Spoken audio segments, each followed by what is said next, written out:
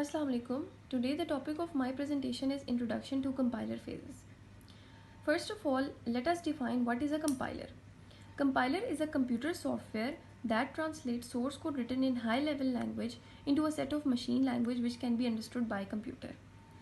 आसान अल्फाज में ये हम कंपाइलर की डेफिनेशन बता सकते हैं कि जिस लैंग्वेज में या जो कोड में हम अपने कंप्यूटर के अंदर कोडिंग कर रहे होते हैं उस लैंग्वेज को हमारा कंपाइलर कंप्यूटर अंडरस्टैंडेबल लैंग्वेज में कन्वर्ट कर देता है.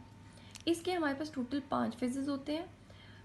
The first one is lexical analysis, second is syntax analysis, third semantic analysis, fourth intermediate code generation, and fifth one is code optimization.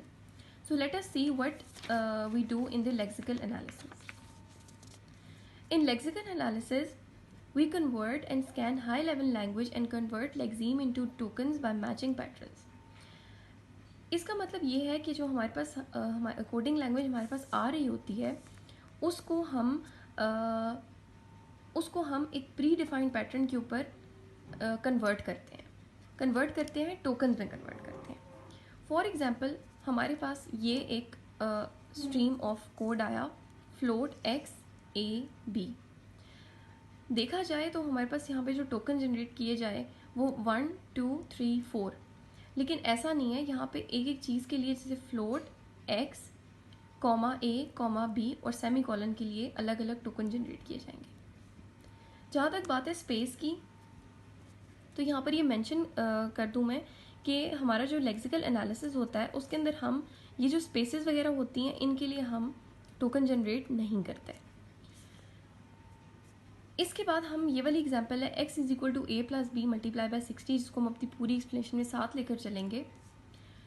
तो इसमें सबसे पहले ये है कि हमारे पास जो प्री डिफाइंड कीवर्ड्स हैं इक्वल टू प्लस मल्टीप्लाई, इनके लिए हमें टोकन जनरेट करवाने की ज़रूरत नहीं है, वो ऑटोमेटिकली जनरेट हो जाएंगे. जहाँ तक x a और b हैं इनके लिए हमें ऐसा एक सिंपल टेबल बनाना पड़ेगा जिनमें हमें इनको आईडीज़ देनी पड़ेंगी और इन आईडीज़ और वेरिएबल टाइप वगैरह को देखते हुए हम इस तरह की टोकन स्ट्रीम जनरेट करेंगे. ये देखें, जिस तरह हमारे पास जो x है इसकी आईडी 1 है, तो आईडी 1 इक्वल टू के लिए हमें कुछ नहीं चाहिए, वो इसी तरह आ गया.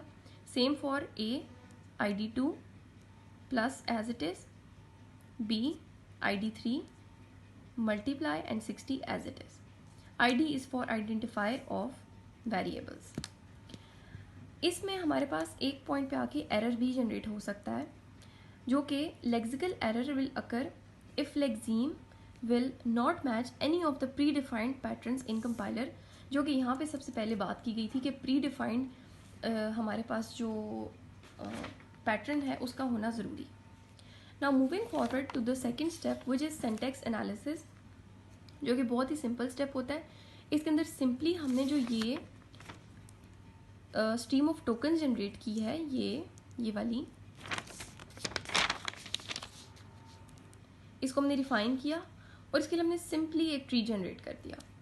लेकिन इसके हमारे पास लिमिटेशंस हैं, जो कि लिमिटेशन ये कहती है हमें कि operators plus minus multiply can not come to the left hand side because then parse tree and syntax tree can not be generated and syntax error will occur.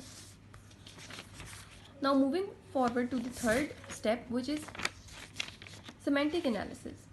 Semantic analysis में formal definition के अंदर जाने से पहले मैं आपको easy words में बता दूं कि इसमें हम जो सिंटैक्स एनालिसिस का ये जो ट्री होता है इसकी वेरिफिकेशन करते हैं कि वो ठीक भी बना है या ठीक वो वैलिड है कि नहीं, मीनिंगफुल है कि नहीं. तो इसमें हम क्या करते हैं, छोटा सा स्टेप होता है. सिंपल वर्ड्स में we make data types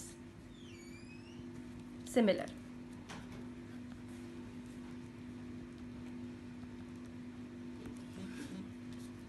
data types को हमने सिमिलर कर दिया. जैसे हमारे पास 60 था, वो यहाँ पे अभी डिफाइन नहीं हुआ कि वो, वैसे तो हमें पता है कि 60 जो है वो एक इंटीजर है, इंट वैल्यू है, तो उसको हमें इन बाकी सबसे मैच करने के लिए फ्लोट में चेंज कर दिया. ये सिंपल सा ये काम होता है कि हम अपने डेटा टाइप्स को सिमिलर कर देते हैं इस वाले स्टेप में. जो हमारे पास नेक्स्ट स्टेप होता है वो होता है intermediate code generation. Intermediate code generation को हम कहते हैं 3 एड्रेस कोड। ये बेसिकली वो होता है कि जो हमने ये वाला ट्री अब तक बनाया होता है सिमेंटिक एनालिसिस में, वैलिड ट्री होता है, उसके लिए हम एक 3 स्टेप कोड जनरेट कर देते हैं। T1 is equal to into float, T2 is equal to ID3। यहाँ से हम वैल्यूज़ जो हैं उनको हम टैली कर सकते हैं। ID2 into T2, ID1 is equal to T3। इसके अंदर जो लिमिटेशन है वो ये है कि only one operator allowed on right hand side and not allowed on the left hand side. हम देख सकते हैं कि कोई भी ऑपरेटर हमारे पास लेफ्ट हैंड साइड पे मौजूद नहीं है और राइट हैंड साइड पे भी हमारे पास सिर्फ एक और एक, मतलब हर एक स्टेप में सिर्फ एक ही ऑपरेटर मौजूद है। इसके बाद हमारे पास आती है कोड ऑप्टिमाइजेशन, जो कि हमारा फाइनल स्टेप होता है। जैसे कि इसके नाम से जाहिर है कि इसके अंदर हम ऑप्टिमाइजेशन करते हैं, चीज़ों को कॉम्पैक्ट बनाते हैं और कंक्लूजन की तरफ जाते हैं। तो ये वाला जो हमारा कोड था जो कि 1 2 3 4, इसको हमने देख सकते हैं कि ओनली 2 स्टेप में हमने ऑप्टिमाइज़ कर दिया है। वो किस तरह किया हमने कि जो यहाँ पे हमने इनटू फ्लोट वाला सारा काम किया हुआ था, वहाँ पे हमने 60 को एक्चुअली फ्लोट वैल्यू में कन्वर्ट कर दिया है by writing it like this 60.0। ये हमें बहुत क्लियरली पता चल सकता है कि ये एक फ्लोट वैल्यू है, और इसी की वजह से हमारा पूरा कोड जो है वो ऑप्टिमाइज होके ये बन गया T2 is equal to ID3 multiply by 60, ID1 is equal to T3। तो ये थे हमारे 5 फेजेस ऑफ